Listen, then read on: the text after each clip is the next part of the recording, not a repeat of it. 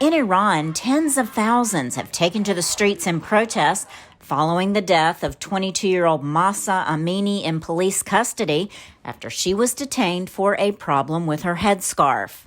The event really struck a nerve across Iran because I think everyone in Iran could see their daughter, their wife, their sister under the same circumstances. In China, massive protests have swelled too, as well as calls for leader Xi Jinping to step aside.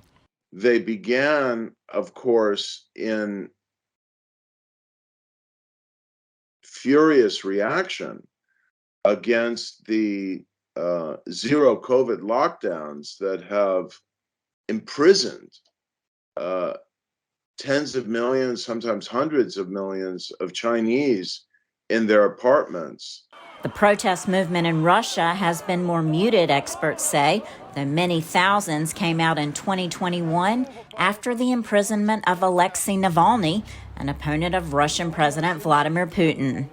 Russia's invasion of Ukraine in February also brought out protesters. There were significant protests that emerged briefly after the invasion of Ukraine, and then again later towards the end of the summer when Russia announced that it would mobilize a broader draft of people to go fight in Ukraine. Experts say that protesters in Iran, China, and Russia have won policy concessions from their authoritarian regimes, such as China's recent loosening of COVID-19 restrictions following mass public outcries. But what do protest movements need to overturn authoritarian regimes? We asked our experts. An elite split at the top could weaken Putin, they say.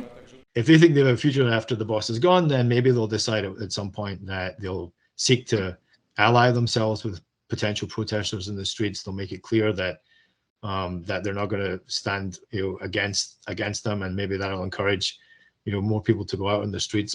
Experts see large strikes across Iran as positive, but note that members of the regime's security sector haven't sided with the protesters. And then finally, I think that there needs to be some kind of leader of this revolution, some kind of uniting factor to what would occur after this regime would fall. And also to give, I think, elements of the regime a way out. Our experts say protesters will more likely succeed if they can take advantage of an economic crisis in a country, change their tactics, and dig in, potentially for years. And they add that protesters must be nonviolent and better at technology than the regimes that track them. There's many, many more people in a country and internationally willing to support a nonviolent movement compared to a violent one. Even without bringing down regimes, which our experts don't expect, protest movements give hope.